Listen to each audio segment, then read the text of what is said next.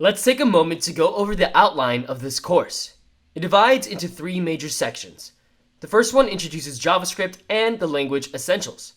Second comes an introduction to ES6 and will overview the fundamental concepts within this topic. Then comes a more in-depth exploration of ES6, including more advanced topics that will really deepen your ES6 knowledge. Now, don't worry if you haven't programmed much before.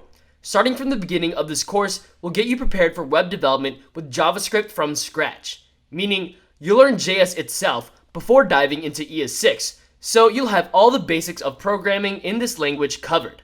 If you already have experience with JS though, go ahead and jump into the ES6 Essentials section to start elevating your knowledge with the language. Ultimately, the speed that you go at in this course remains up to you. Optional coding breaks will make sure you're going at a comfortable pace. Also, the optional quizzes and coding exercises will give you a chance to reinforce your learning. Alright, so that covers the outline of this course, so let's get set up and ready to code.